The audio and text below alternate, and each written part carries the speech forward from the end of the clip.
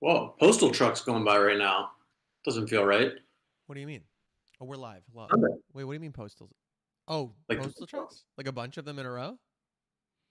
no, that would have been fucking crazy. No, just That would be one. very. That would be like extremely Jade Helm, you know? I'd have to jump out and see what was going on if it was a caravan of postal trucks cruising by. Do you do you remember Jade Helm, like that like conspiracy theory that was like No. the UN was gonna like use some obscure UN law that Obama made to like come occupy, like to take guns and occupy parts of Texas. Oh, no. And it's called Jade Helm because of the hats that they, the UN helmets.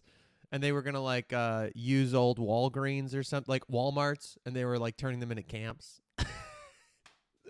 I love that stuff. I really wanted to make like a whole like web series about Yeah, about like, what was it? You heard some of the like reopened MAGA protesters were talking about the New World Order and this other. I mean, it's just there's so much. It's so bizarre to like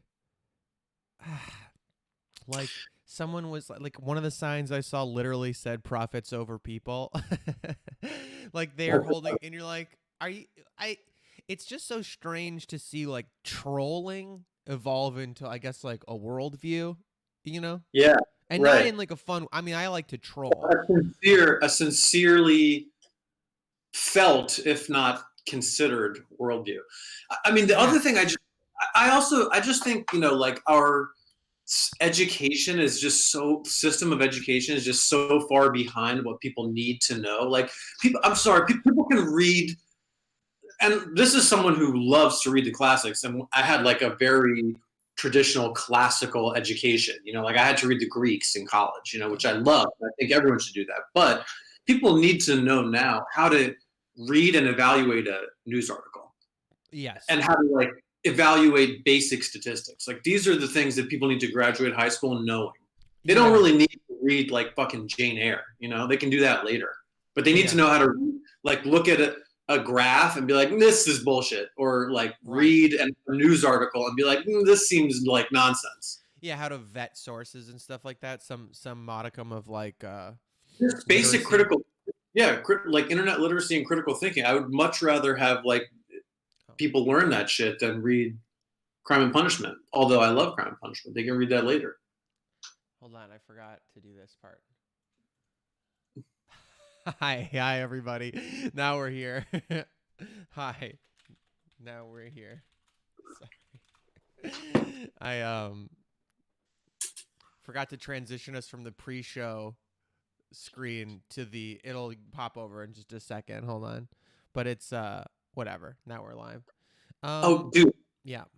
just quick question. Maybe if anyone's watching, I'm curious about what they think. Also, have you seen that show Midnight Gospel on Netflix? No, I haven't heard of it. Oh, you're gonna love it. It's What is it? bonkers. What is it? Basically it's like a podcast, but set to completely trip the fuck out animation. So I believe. Oh, that's wait. Maybe I have. Is it a Spanish show? No, it's not Spanish. It's like the guy has a universe simulator, and every episode he like launches himself into a different planet in a different body and has a conversation with somebody interesting. Cool. And it's set to just completely bonkers, like you know, Animation. LSD escape Cool. animation. Oh yeah, this looks awesome. I'm very Like the excited first about one this was one. Dr. Drew, and it's hilarious. Is it? Yeah, I will but look they're for it. great. Yeah, there's one with Damien Eccles. I mean, it's kind of like I can't remember the guy's name who is the creator, but he actually has a very sophisticated understanding of Buddhism and Buddhist principles. I mean, he's obviously a serious student and practitioner, Who and so is? he taught the guy who created it. I think it's the guy who. I don't want to get it wrong. I think it's the guy who Pendleton did. Ward? Yes. Yes. That's he does Adventure Time and stuff like that. Yeah. So he is very clearly has studied a lot of Buddhism. Yeah, So yeah, definitely it's check that out. great. That looks dope. I recommend it to everyone. Oh yeah, Emily said she's very excited to see the show. The creator of Adventure Time made it. Hi everyone. Yeah, Um great.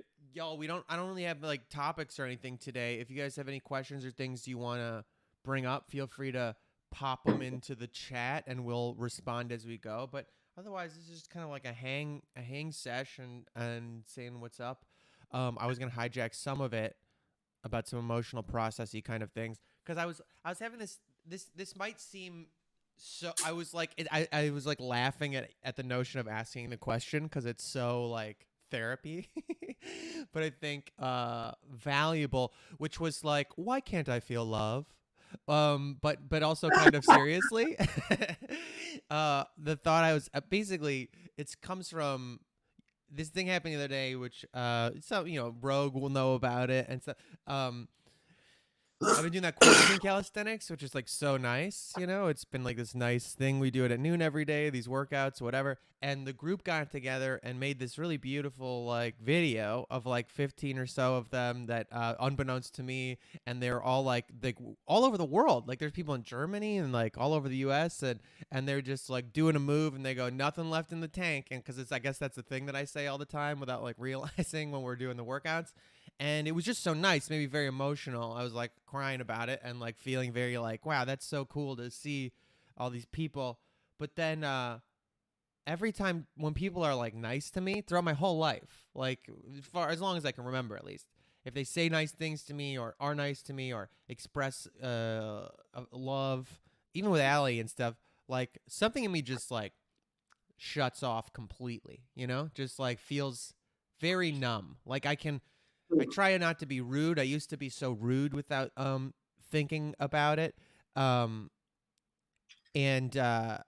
like I remember when I did this play when I was a teenager. I think about this moment often because I was like, what a fucking idiot I was. But it's a very small thing. But it's like after a show of this play that I did, this person, I was like only a teenager in it, and it was like a professional show, so it was like very cool for me. And somebody else who was like a friend of a colleague said like, you were so good in the show, or what really great job. And I just said, oh, acting's all bullshit.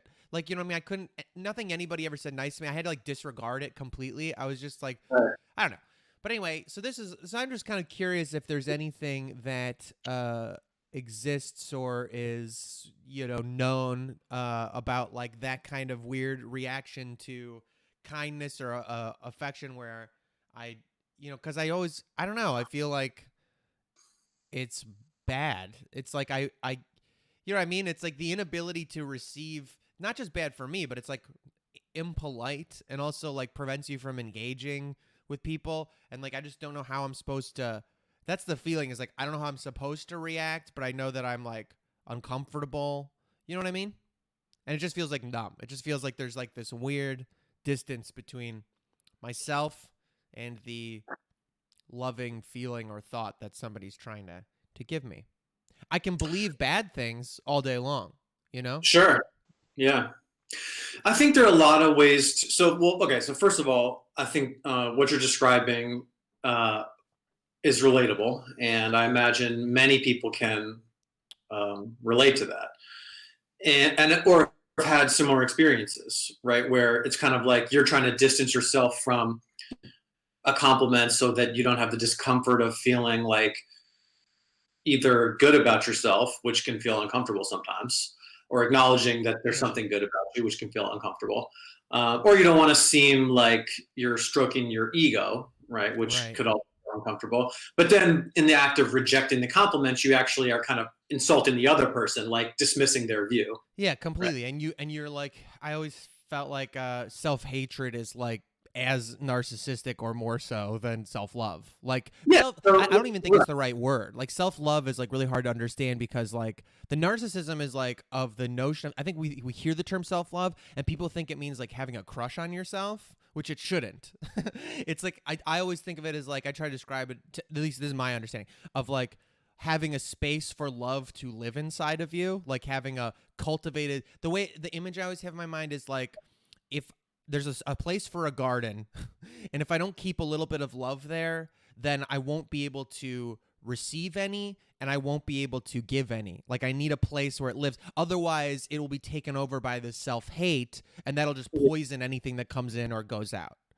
So so I think that's a nice metaphor. And again, there are a couple of ways to approach this, but I think they all kind of emerge from the wellspring of Buddhist principles, whether or not people know that they're applying those principles. So I would say it like this, like the simplest way is, I think the answer there is mindfulness, in the sense of observing and describing your experiences and then your urges to react non-judgmentally. So literally that would be putting what happens in the form of a sentence in your mind, even if it means you have like a delayed response. So somebody pays you a compliment and you're like, this person just complimented my performance. I'm feeling the urge to like dismiss that compliment, but my values are telling me I should just say thank you. Thank you. Got it. You know, even if it's that slow and weird in the beginning. So the kind of Western way to kind of describe maybe how to go about that is to just validate first, like, yeah, I'm not comfortable receiving compliments, and you could maybe investigate why if you want to do that. You know, you could come up with some theories that might fit your learning history of why that's the case, and then you might want to think about like, well, what are my values around this issue?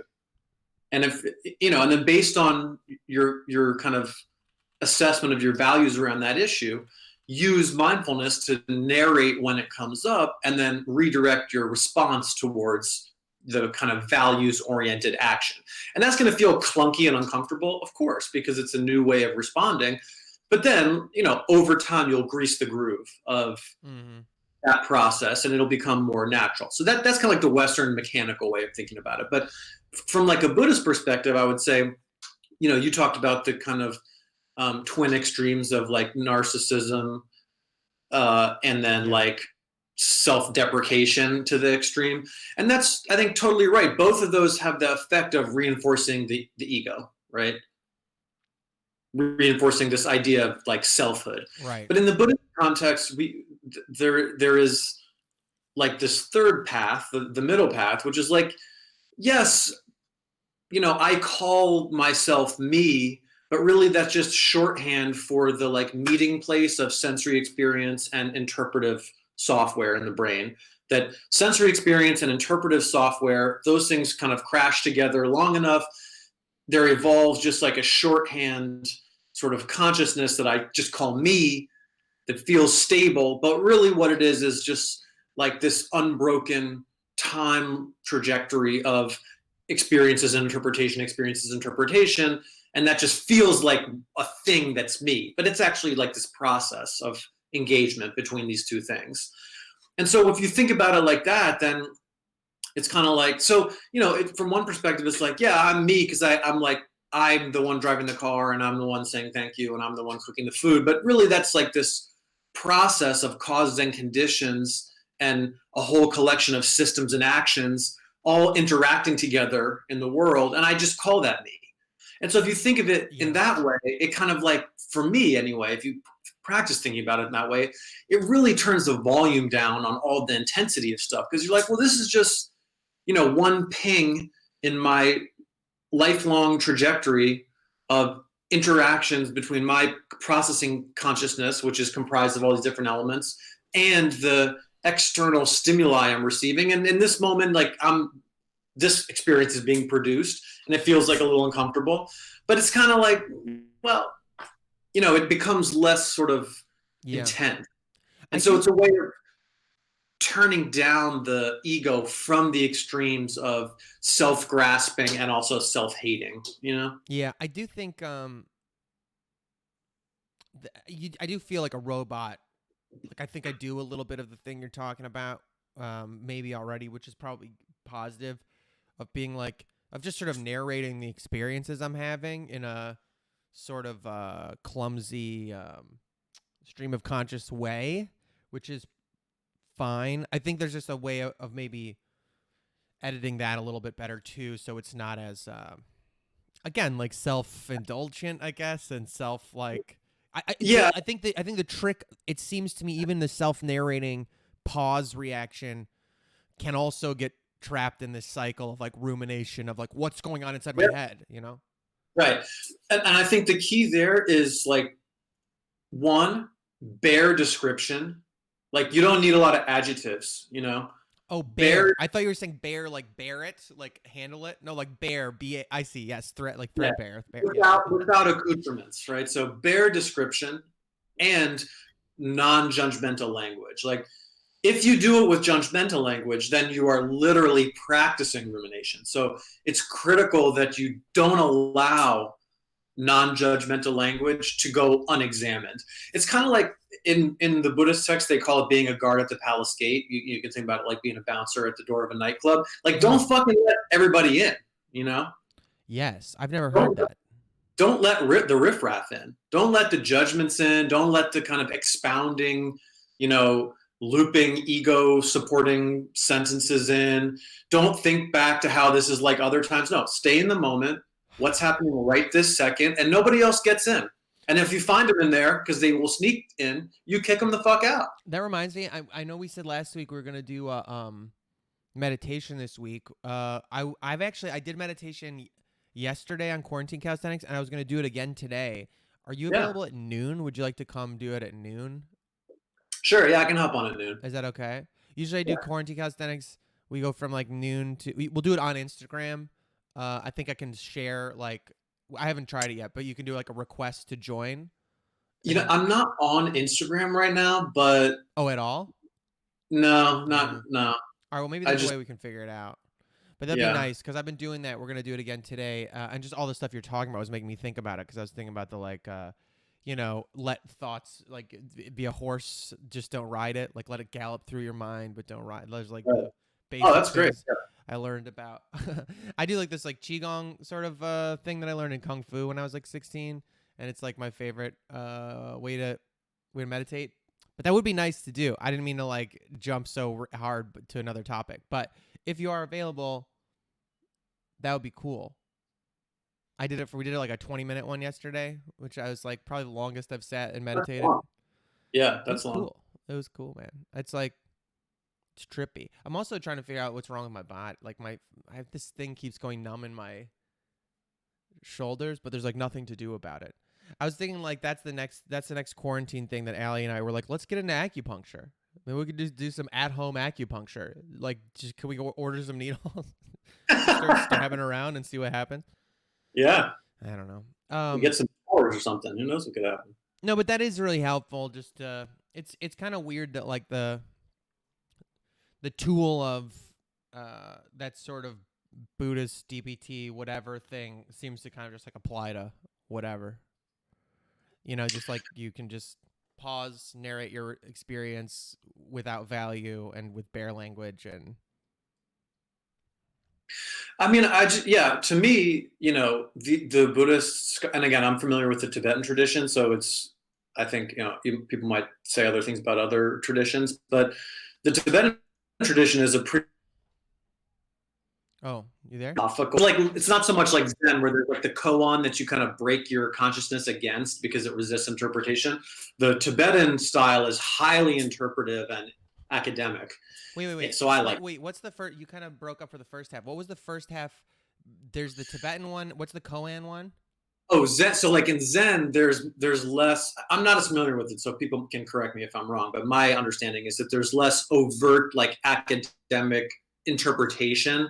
It's more like you know using things like the koan to resist the brain's urge to get in and unpack and understand, and to frustrate the urge to do that until it is revealed for something without inherent reality that just dissolves.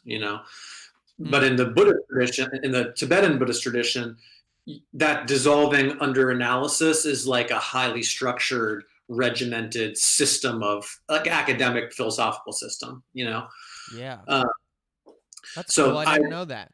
Well, what's the yeah I Koan? Is the Koan like the repeating? Like, is that like having a mantra? the koan is like one of those. It's something like if a tree falls in the forest and no one's around, doesn't make a noise, like something that's Oh, unanswerable. almost like aphorisms. Yeah. Okay. And so, oh, that's interesting. That's right. Zen Koan, right? That's like yes. And then the Koan brothers, and then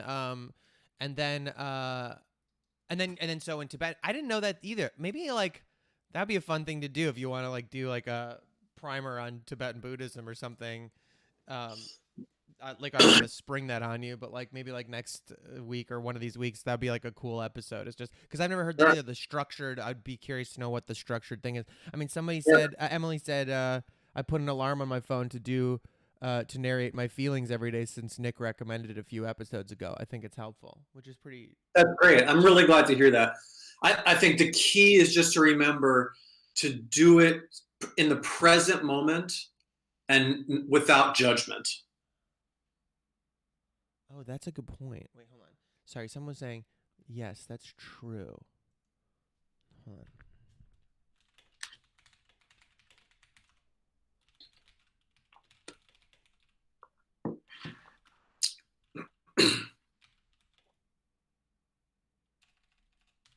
Okay, maybe that's true. Someone was like saying like half of us are here now, and maybe we can just do the meditation on this again, but just at that Sure. time when people. Okay, we'll figure that out. I'll figure it out when it happens.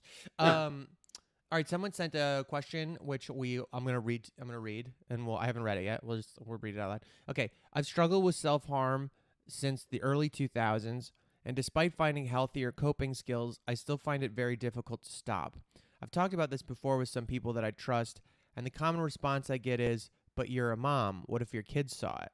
While obviously that is a concern that I take very seriously, and I've always been very secretive about it, I can't help but feel pissed off by it. It's very difficult to keep your sense of personal identity as a parent already, and often feels like I'm nothing more, like I'm not even a person. Anyway, what I'm trying to say is that I feel there's a very strong addiction type problem with self harm, and I'd like to know if that's actually a thing or if it's all in my head. Okay, so good question. There's a lot there. Things can be real and all in your head. I mean, I would just add that caveat. Yeah. So here's the way that I approach self harm, which is from a DBT perspective. Okay, um, in terms of how to treat it. But actually, so yeah, self harm. Typically, we think about it as serving a couple of functions, and I would encourage this questioner to think about for themselves what is the function of self harm for you. For example, sometimes the function is to regulate emotions. Like you're experiencing such intense emotions that if you self harm, the endorphin release associated with self harm helps to regulate your emotions. Okay, so that can be one way. Another way is to serve as a communication behavior, right? So if you have a skills deficit where you're not able to, or you're in a situation where people receiving your communications don't help you as a result of their limitations and your skills deficit, that self-harm can serve as a communication behavior, right? To signal to people, hey, I'm in a lot of distress. Now, if you're secretive about it and you're hiding it from people, that there's also a lot of shame involved, of course. That may indicate that it's more of an emotion regulation strategy rather than a communication behavior. But you got to think for yourself, what is the function of this behavior for you, and really think about it. I would also encourage you to visit a therapist, try to make an appointment with a therapist who can support you and who's a specialist in self-harm. I think it's really, people often do work on it by themselves, but if you're in a position where you can see a therapist, I really encourage you to do that because you deserve help and support. And there are people who specialize in helping and supporting people to stop self-harming. Okay. So from a DBT perspective, when we work with self-harm, like when I work with someone who self-harms, which I've done many times, the reason we're so concerned about self-harm behavior as therapists is because it is a major risk factor for suicidality. Okay, and because you are practicing harming the body, which makes it easier to harm the body in more serious and more intense ways. Okay. It's also possible to make a mistake, especially if you're, drinking alcohol or using other substances. It's easy to harm yourself more than you thought you were and to put yourself at risk for dying, bleeding out or something like that. So when we work in self-harm, what we do is we just say to the person, look, if you want to do this treatment with me, the thing we're going to focus on to the exclusion of all else is ending self-harm or suicidal behaviors. And we can't talk about anything else, like a fight with your partner, or the kids bothering you, or other things in your life that are stressful. We can't talk about any of that stuff until we eliminate the self-harm behavior. So we won't do anything in therapy until you commit to stopping self-harm. And so that will cause you to think, well, how committed am I to stopping this self-harm behavior? And I would encourage you, you got to evaluate for yourself. Is this something that you're kind of like, I don't think it's that big a deal, and like I just do it a little bit, or is it something you really want to stop? Mm. Because to me, I want to work with someone who is committed to stopping that behavior and using other skills to regulate effectively and appropriately. So, you got to ask yourself that. Again, it's much better to do this with a therapist. Okay. And then you need to prepare yourself, because when you commit to stopping self-harm, which I urge you to do, I urge you to eliminate that from your life. Okay. Because it's so dangerous and so damaging to your sense of self. When you make that commitment, you must be ready for an upsurge in your emotional discomfort, because nothing will work as fast as self-harming. You're going to have to learn to tolerate the distress that's going to exist in the gap between your urge to self-harm and your use of other strategies. So rather than having like a sharp drop off in the discomfort, if you're using it to regulate emotions, you're going to experience an upsurge and a slow tailing off of those unpleasant emotions. And it's going to be that way until you get really good at the other skills. So to sum that up, I would urge you to work with a therapist who specializes in self-harm, like a DBT therapist. I would urge you to diagnose the function of that behavior for yourself. And then I would urge you to make a strong commitment that you are going to stop that behavior and use alternative strategies. And if you go to like dbtselfhelp.com, you can see distress tolerance would be the skill set you could use to do kind of like learn kind of crisis survival, emotional crisis survival skills to replace that self-harm behavior, because you have to replace it. Yeah, that is interesting. That all tracks. One thing I was wondering about was like, well, one thing that made me think of was just like I used to, the like white boy rage punching walls thing and stuff like that. I do That think counts. Yeah. I do think part of that was the same, like the shock of pain and destruction and expression would just like make me feel normal again. And be like, it's fine, it's over. I didn't mean to be so scary. It's fine. I'm just punching the wall. I was just Yeah. trying to get it out, But like that's not really unacceptable. I was also No. wondering, is there an aspect of like, can there be an aspect, because like they asked, about this feeling of their personal identity versus being a parent, and sometimes they feel like they don't even exist, like, Yeah. is there an aspect of like, you do it to like, I don't know, almost as like claiming yourself, I feel like self-destructive behaviors can be like a thing to be like, I exist and I do whatever I want with me.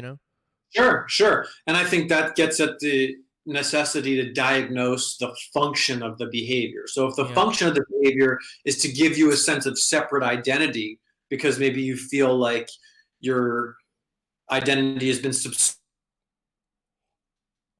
Oh no, hold on, let's see if we get you back. subsumed Wait, hold up, wait. in other areas. Oh, Like sorry. you probably need to be setting boundaries with your kids and your partner or your family to create some space for yourself. Like that's where I would be going. Is there a skills deficit around boundary setting, around carving out time for yourself? And maybe there are some skills deficits around feeling like you can say no to things, feeling like you can say, I need you to do this because I need some time for myself. Maybe that brings up shame and guilt, which are probably emotions you're not comfortable, I'm guessing, sharing with other people or regulating.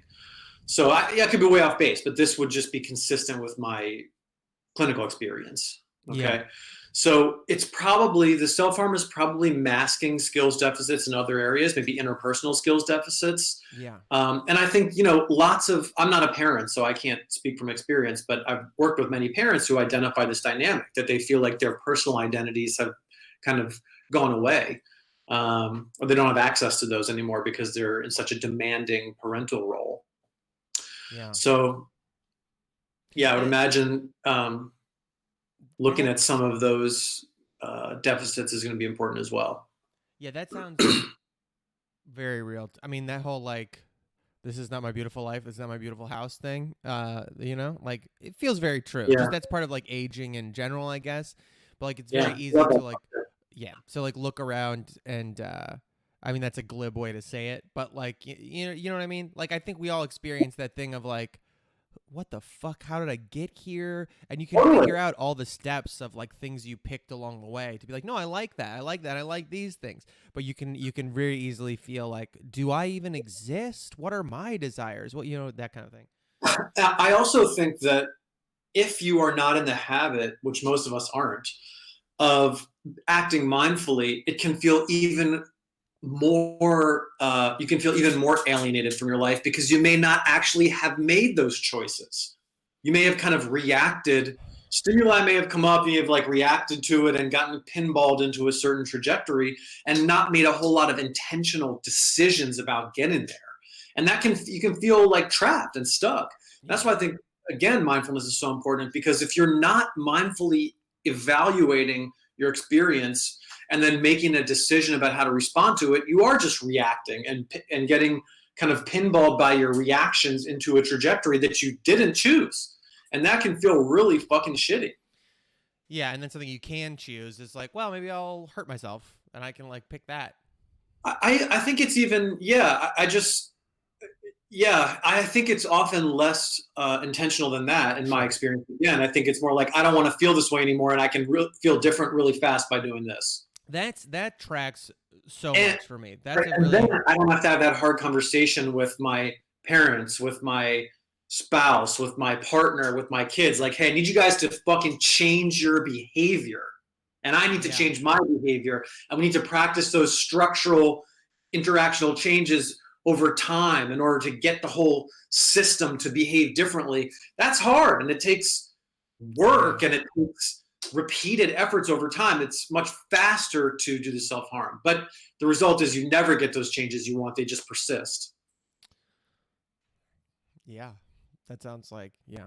I don't know. That tracks. That's definitely like why I feel like that that looking for an outlet, that trying to avoid the gradual change, the looking for something that just sharply brings my reality into one point of focus is definitely, I don't know, where any sort of risk seeking behaviors I've had, stuff like that. I feel like I don't know. They say that like I was watching Ozark.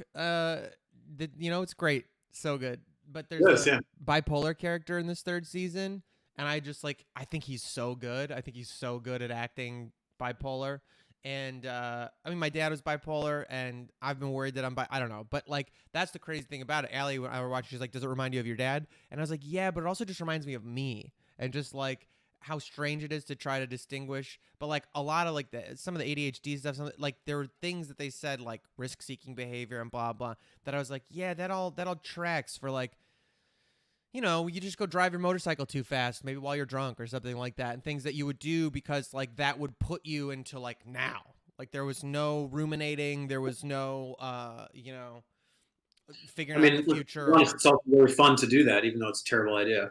Yeah, yeah, exactly. It just did so much. It was such an extreme experience that you were just so present, and being in the present, that extreme was like way easier than I don't know, than where my brain goes when I don't have some immediate threat to my life.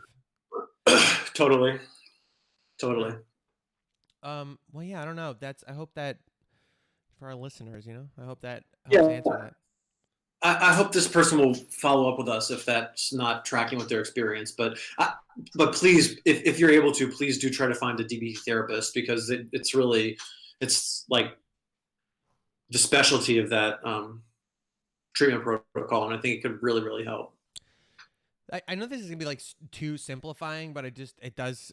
When I did an episode a long, long time ago with my buddy Zeke, who's been in AA for a long time, he's talking about this thing called the God-shaped hole that like Yeah. they'd refer to, and Mm-hmm. I thought that was really striking because that came up in conversation when I was talking about when I went and did Al-Anon, and I looked at the wall because a lot of those AA, a lot of those 12-step rooms are like shared by various 12-step programs, so you can look around and see the like tenets of the different, and you're like, wow, they're all the same. Like it doesn't matter if it's sex and love or narcotics or alcohol, they're all like the same. And he was like, yeah, it's the God-shaped hole. It's like everyone has the same thing. It's just like, what are you putting into it? And like I feel like whether or gambling or whatever. It's like the same thing. And I don't know. I think my brain tends to maybe over analogize things, like maybe makes everything is everything in my mind. But I really do think that that like it always seems like all this mental health stuff, a lot of the behaviors are coping mechanisms with the same root. There's a similar root issue of like related to like who I am and what I am and why I am or something like that, and then you're just coping with that with different strategies. You know what I mean? Or your body's like trying to find uh, equilibrium with different strategies, and just Yeah, I mean, I think I agree. I think I would go even a little farther, and I would say I think the reason we need to deal with those like thoughts is because they trigger emotions. Emotions, learning to regulate your emotions in an effective way is really the root of therapy. Learning to manage and regulate your emotions, developing some expertise and managing and regulating your own emotions in a way that allows you to do the things that you want to do. I think that's really at root, that is the key of therapy. yeah. More important than some kind of epiphany or understanding, it's regulating your emotions. Because if you didn't have any emotions, then you wouldn't need to be in therapy, and you would have a shitty, boring life because, there would be nothing going on. But understanding and kind of, developing a sort of personal narrative, all these things, I think the reason they're so important is because they help us to regulate emotions and make sense of emotions. So that's my take. Other people have different takes, but that's in my experience. That's my take. Someone said, two things. We got a question. I'll just read this thing first, though. I struggled with self-harm, and my therapist, every time I told him I had cut, he would ask me, what purpose did it serve? And I never really knew what the answer was until recently. I had drawn a picture of myself with a speech bubble with a scribble, and the scribble goes inside my head, and then I fall to the ground with a dark scribble taking over my body. We talked about this drawing, and I realized that I was drawing that I couldn't express my emotions and how I was feeling, and so self-harm was a result of me unable to express myself. So now when I Yeah. get the feeling of self-harming, I think, can I express my feelings in a different way? And that's helped. Yeah, So thank you that's for like that. a perfect example of the self-harm behavior covering a skills deficit, right? And the reason I say skills deficit is because it's different from you're fucked up and there's something wrong with you. There's not. There's just a skills deficit. Mm. And the skills deficit that you had was describing your emotional experience. And why on earth would you know how to do that unless you had been taught how to do that? It's difficult to do it. So it's Yes, not that that you're fucked up. It's that you didn't learn how to regulate how to describe your emotions, and describing your emotions in a way that feels real is a critical determinant of regulating them.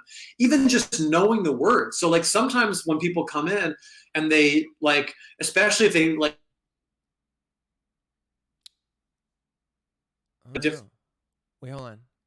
list of Wait, emotion words, wait, like, slow back. Oh, go back oh, like sorry. 30 seconds. Yeah, so like sometimes what you need to do is just give people like lists of emotion words so that they have more words than mad, sad, glad, whatever. Mm. Like there's like 50 words for angry. And like it's important to know them because frustrated and mad aren't enough, like knowing the granular language to use makes it feel more manageable and real. Mm-hmm.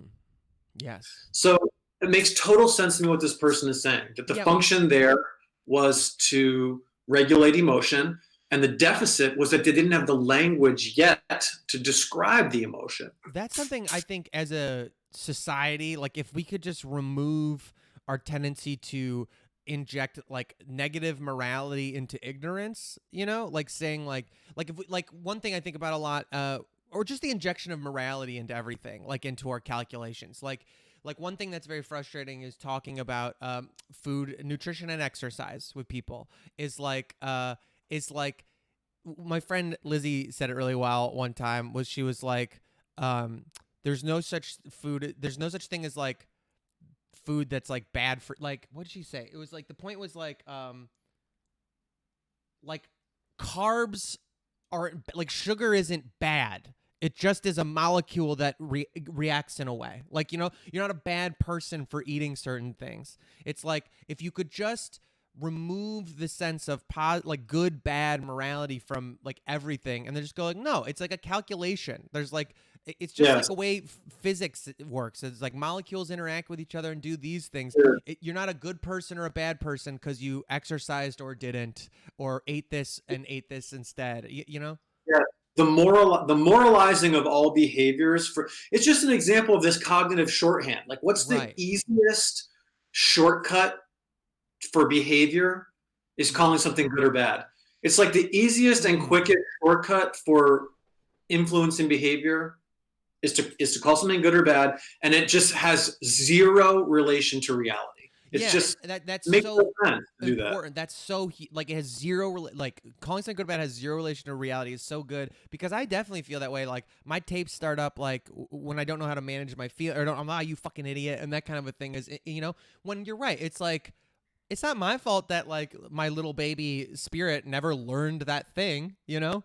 Now I can try to learn it. I can try to like I'm more grown up. I can like try to teach, educate myself or seek out resources, but there's no like you're a fucking idiot and you're a dumb piece of shit because you didn't learn No, these coping mechanisms, you know? right. And also, like, that's why it's so important to I mean, the fog of the like the bullshit fake moral economy of good and bad that's foisted on us by our superficial, pedantic, silly media.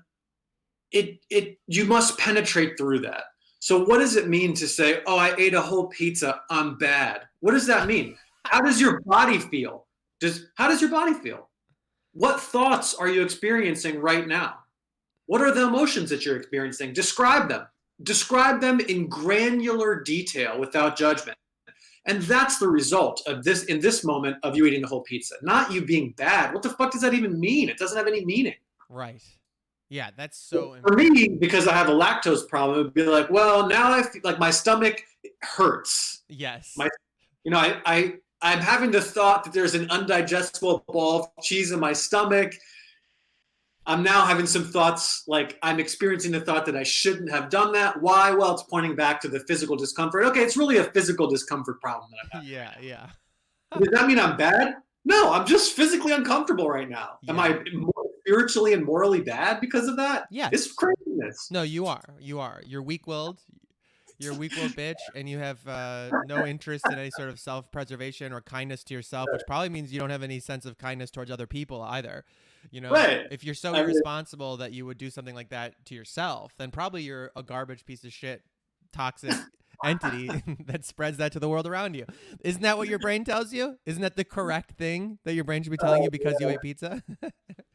right. Right. I mean, like, how absurd is that? So It's absurd. don't let yourself do that. It's oh yeah, totally absurd. That's oh yeah yeah yeah. Ha ha ha ha. I never do anything. That's totally absurd. Ha ha ha. Ha. Okay. All right. Somebody asked a question that I wanted to address. Someone said, following up on last week's quote, if you're worried about being smarter than your therapist, you're doing therapy wrong. Any tips on telling difference between they actually don't specialize in what I need help with and they aren't helping me in the way I want them to help? Am I just looking for some perfect fit that doesn't exist / is less important than just doing the work? Okay, so this is a good question. There are a couple things, different strains braided together into this question. So, one, you need to like your therapist. Give it some time, you know. But if you've gone to therapy like 4 times with the same person, and you're like, this is just not a good fit, then Mm. don't see them anymore. Because the research indicates that most of what determines the outcome of therapy is the relationship with the therapist. Mm. It doesn't mean that you need to have like a chummy best buds relationship. It just means that the relationship needs to be working for you. And so you probably need to like them.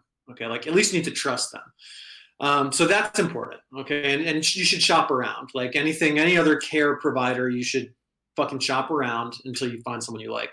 2, you should ask them, what is your specialty?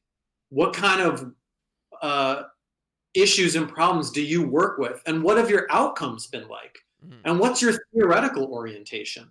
And if they're like, they can't answer any of those questions, I wouldn't see that person. If I'm like, what's your theoretical orientation? And they're like, I just talk. Well, okay, I don't need you for that.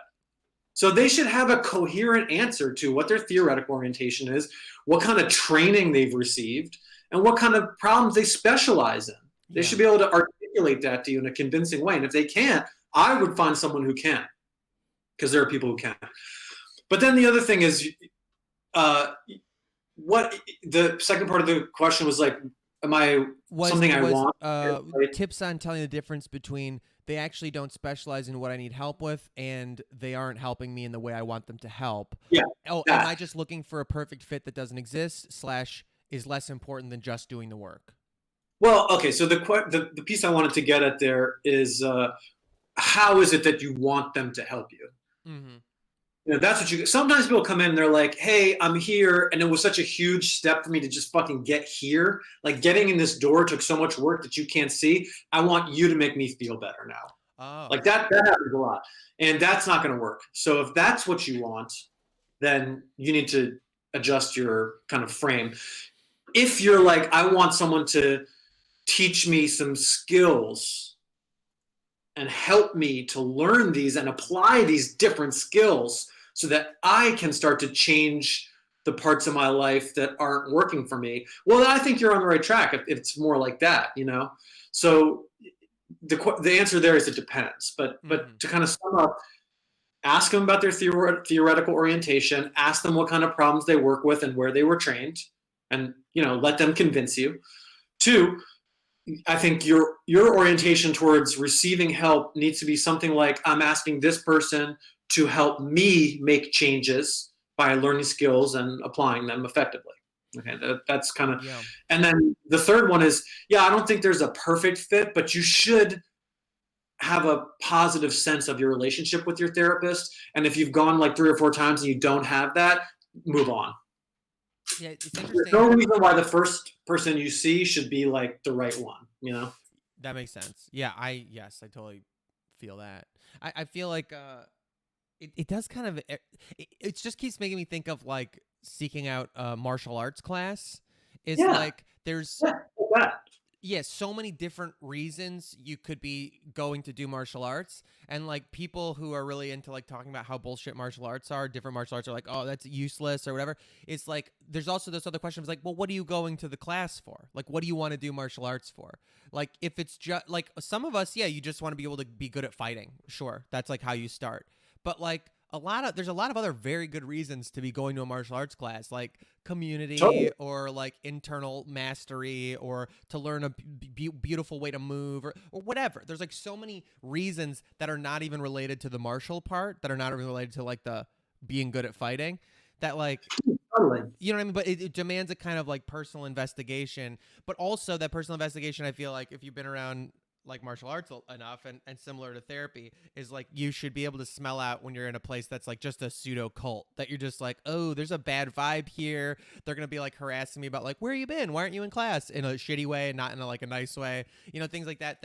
I'm sure same thing with a therapist. If you go and like you said, they don't have a good answer about their pedigree, or they get annoyed that you ask about not their pedigree but their training, I think is a better way to Yeah, think of it. And it's right. not like an They, elitism they thing. should It's like be, yeah, they should be non-defensive about that. They should yeah, be excited to tell you about it. Like when people would ask me that, I'd be like, "Oh, awesome! Like, yeah, let me like, yeah. you're gonna regret asking me this because you're gonna get a lot. But if they're like defensive and weird about it, that's a major red flag to me. Yeah. I'm like, okay, should not be this type of interaction. This is, yeah. And perfect fit, yeah, I don't really believe in a perfect fit for anything, but one that you can work.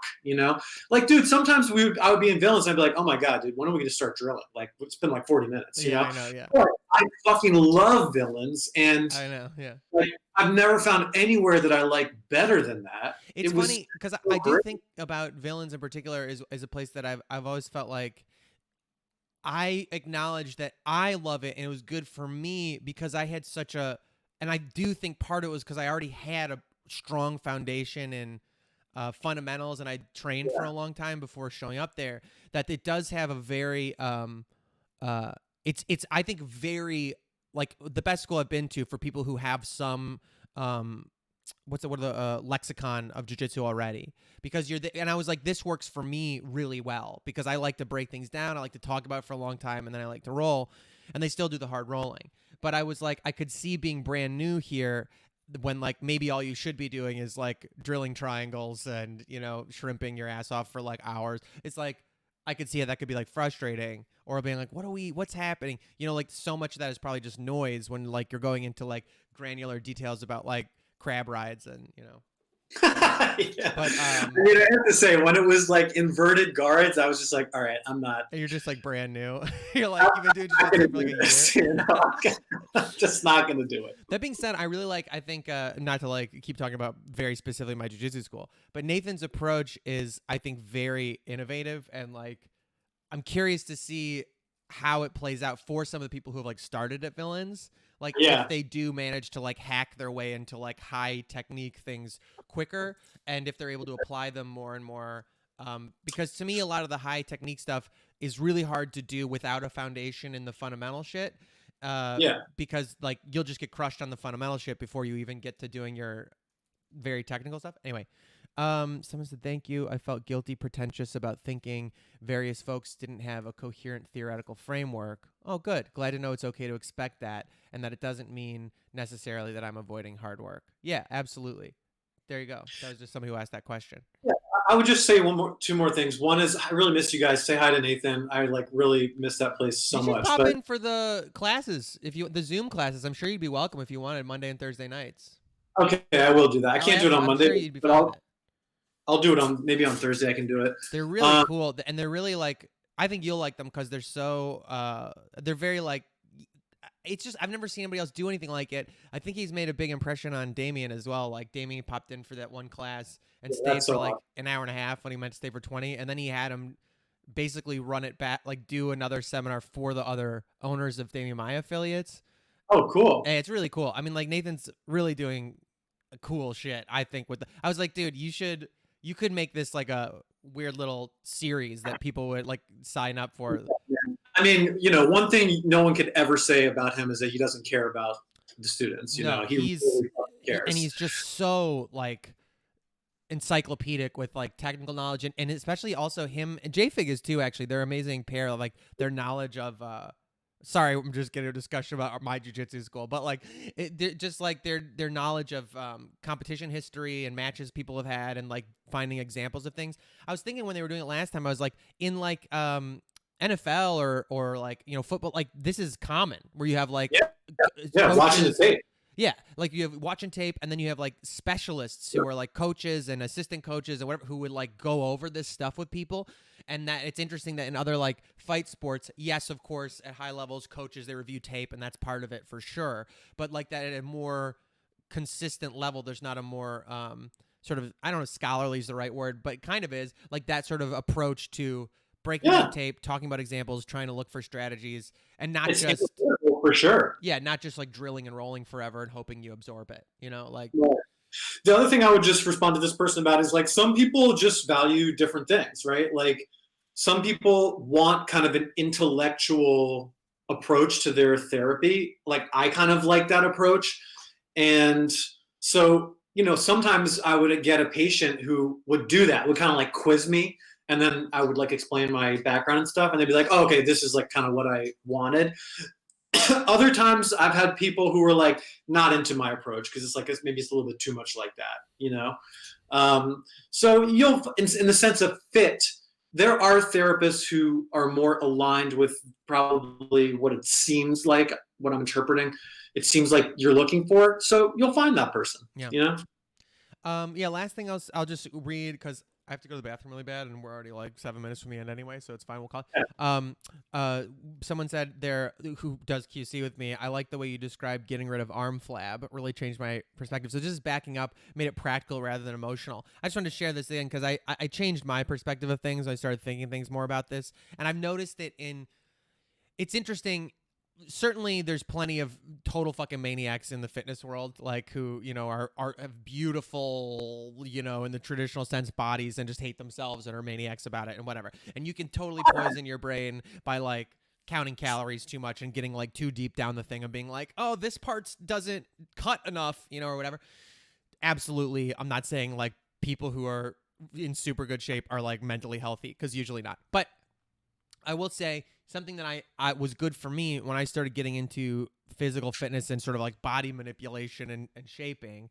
And one thing I like about talking about bodies with friends who are also into that, who are into like either like hitting weight classes for martial arts or other sports, or into just like bodybuilder types. Like my friend Lizzie, who moved from being a powerlifter to like just for fun, was like, I want to do a figure show. I'm gonna like try to just cut like a bodybuilder. The way they talk about their bodies with a lot less morality, and like it's like they're describing a horse or something like that, is so refreshing to talk to somebody and talk about your own body and their body as just like, it's not sexualized, it's not flirty, it's not like judgy in like your spirit is bad way because you have like this body fat percentage or something like that. Is so refreshing. And then the way they approach like being like, no, if you want to change a part of your body, it's not about how disciplined or good a person you are or bad a person you are. It's like about inputs of physical stimulus, and then a body's response to that stimulus, and then the sort of like molecules and chemicals you have inside of your body that contribute or detract from those body reactions to that stimulus. It's Right. just a function of, physical stuff, like The, physical laws of nature, and it has yeah, nothing to do with if you're a good person or a bad person or a pretty person or an ugly person or like all this shit that we like add on to it. And that's like yeah, very refreshing, is to say like, if you want totally. to get rid of arm flab, quote unquote, it's not, it's like, it's the same thing as like one thing I always that struck me, and I get pedantic about sometimes, but I like, is like the infantilizing language, especially for the marketing towards women in the fitness world, of like slimming and like toning and shaping and all this nonsense, is like you can Words that have hypertrophy. literally no meaning. Yeah, you can hypertrophy or you can atrophy a muscle. That's it. You can't shape it, lengthen it, tone it. Like you can't do those things. Yeah. So it's like this idea that Well, like I don't want to get what? like what they just don't have meaning, those words. They Like have no what does it meaning. mean? Yeah. Physically, what does that mean? I- It describes a process that doesn't exist. Right. It's just like this. It's nonsense to keep you like to sell you shit, basically. Unhappy, yeah. Unhappy. You don't buy things when you're happy. Right. And that Here's like the word yeah. like one sentence that I heard that I really like. I forget who said it, but like it helped me as I kind of evolve and get older and things change. Where it's just like, I want the body to serve the mind. I don't Yep. want my mind to serve my body. Like, what the fuck is this sick slavery of that? I want my body to serve my mind. Yes. 100%. For me, I think my overwhelming, and maybe this is a negative way to put, but it's just the one that's stuck in my head and I still have, is like I often my physical practices are generally about making my body feel less like a prison than it does. That like I want to be able to move relatively freely. I want to be able to, like, if I want to climb a thing, I can climb a thing. If I want to jump, I can jump. If I want to, like, stretch weird, I can stretch weird. The fact that I can't just do backflips on command bothers me, but that's fine. I just, the more I can reduce, and that includes pain in my body. I want to reduce pain in my body as much as possible. And then allow my body to, like, create positive sensations for myself. So that includes eating things that taste good and feel good and are fun and whatever, but then also limiting the discomfort I cause myself with my own finicky IBS or whatever, and trying to balance those things. But just as much as I can, treat my vessel. I've also kind of had this idea of like, my body's not me, but it's mine, and that approach applies to my brain as well. That like, it's just my Gundam. It's like my meat mech that I walk around in.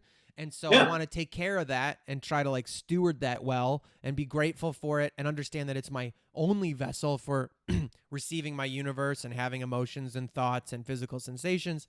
So I want to do my best to take care of it without over-identifying with it as like me and what kind of, like, if I'm good or bad person. Totally. But anyway, Totally. that's my little mini rant about that. Okay, guys, thank you so much for being here.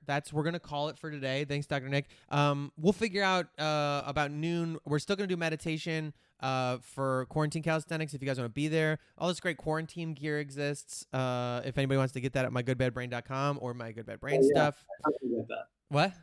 I'm gonna order one. It's I want cool, one. man. The mask. I'm gonna make a black one today because Oh, I want that. Yeah, Nathan wanted a black one, and I was like, all right, I'll go figure it out.